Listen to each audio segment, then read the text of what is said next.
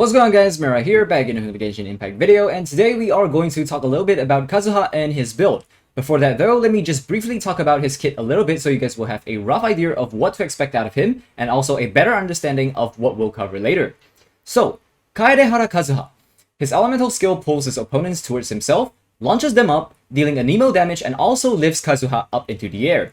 If he does a plunge attack, the damage will be converted into anemo damage, and upon landing, Kazuha will create a small wind tunnel and pulls in nearby opponents. This skill can also be used mid-air. Next, his elemental burst.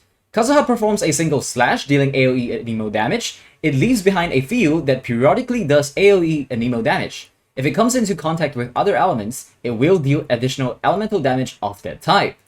So, that brings us to the question, is Kazuha a support or a main DPS? In my opinion, I feel like he's both. He can be played both ways with different builds, and today we are going to cover both of these builds. However, I do personally prefer the support build as it also allows him to deal a little bit of damage, acting as a good sub-DPS character as well. So, without further ado, let's get into his builds. So first, let's talk about his support build. Now, keep in mind that all these are just speculation at this point because Kazuha has not been released and I cannot test the builds on him right now. However, it serves as a good guideline as to what to expect and what I feel will be the best artifact set on him.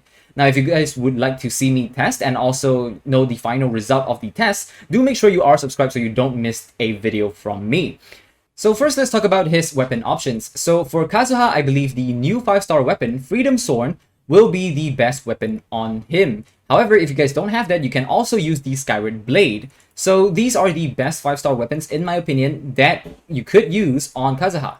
However, since not everybody is a whale and I don't have either of these weapons, I will recommend some 4-star weapons as well.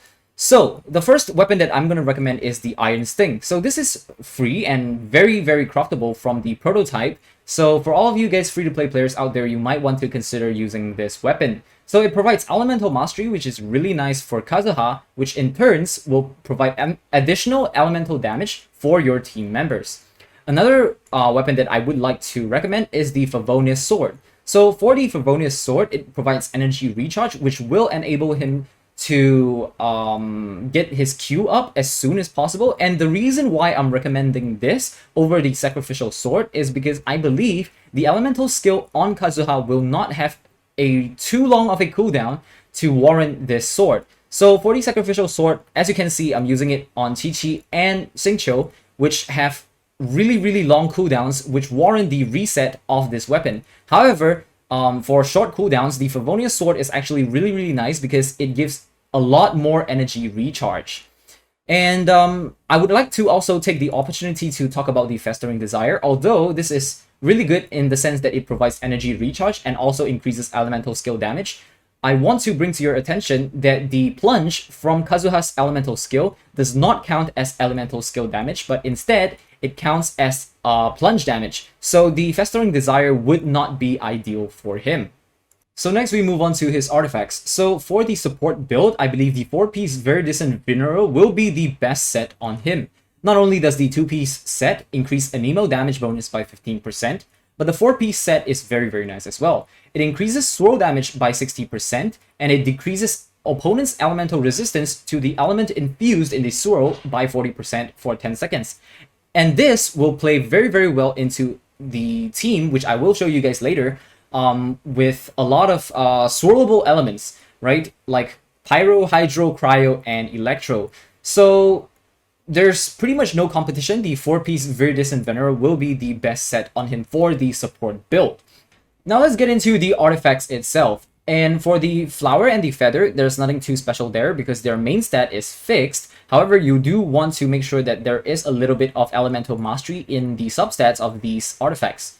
Now here's where it gets tricky. For the Timepiece, Goblet, and Circlet, I don't know if the conventional attack percent, anemo damage bonus, and crit rate crit damage will be the best, or elemental mastery main stat. So we will have to test this out, and I promise I will release another video once I've done my test when he releases. So do make sure you are subscribed. But for now, I am going to rock with the conventional build. So we're running attack percent on the Timepiece, and then anemo damage bonus on the Goblet, and crit rate or crit damage main stat on the Circlet. And keep in mind to include some elemental mastery in the substats as well. Next, we move on to team composition. So here's an example of something that I feel will work really well with Kazuha. And obviously, because we don't have Kazuha, I'm replacing him with Lumine here.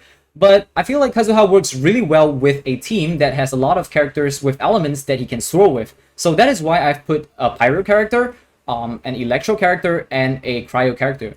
Take note also that a Hydro character will work really well as well. So Yanfei will be the main DPS of this team, and then Fischl will provide the passive off-field DPS, while Diona is the shielder slash healer for this team. And obviously, because we don't have Kazuha yet, I am using Lumine to replace him with. So that's basically it for the support build. Next, let's move on to his DPS build.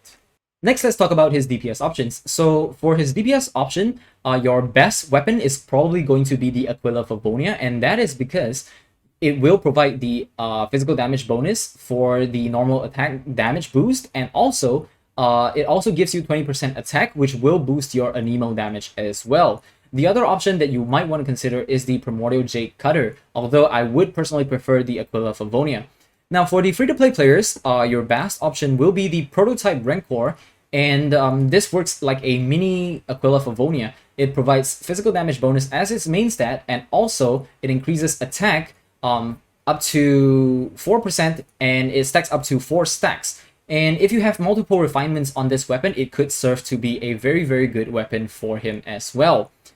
Next, let's talk about artifacts. So for his artifacts, I have chosen the 2-piece Gladiator and 2-piece Viridescent Venerous set. And that is because the 2-piece will give the Anemo damage. And then for the Gladiator, it provides 18% attack, which will boost both your physical damage and your Anemo skills as well.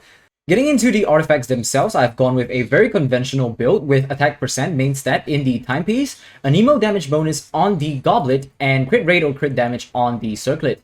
Now for the substats, ideally you would want crit rate, crit damage, and also attack percent. And for the fourth stat, you could go with either elemental mastery or energy recharge. So yeah, that's basically it for his artifacts. Next, let's move on to his team composition. So for DPS Kazuha's team composition, I feel like Zhongli is almost a requirement because his shield not only provides the entire team with a lot of tankiness, but it is also the only thing that would shred all resistance, and that includes Anemo resistance and physical resistance. So that's going to be super, super nice for Kazuha, which deals both physical damage and also Anemo damage. Next, we have Xingqiu, and he serves as a really, really good off-field support DPS. While Bennett is the healer, and also he is able to provide an additional damage boost for DPS Kazuha. So yeah, that's basically it for the team composition. And if you guys have any other questions regarding team composition, do feel free to drop them in the comment section below. So that's going to be it for this guide. Like I said, please take everything I say with a grain of salt because this has not been tested. And once again, we will be testing it on stream, so do make sure you are subscribed so you don't miss my live stream. That's gonna be it for me. Thank you guys so much for watching, and I'll see you guys in the next one. Peace!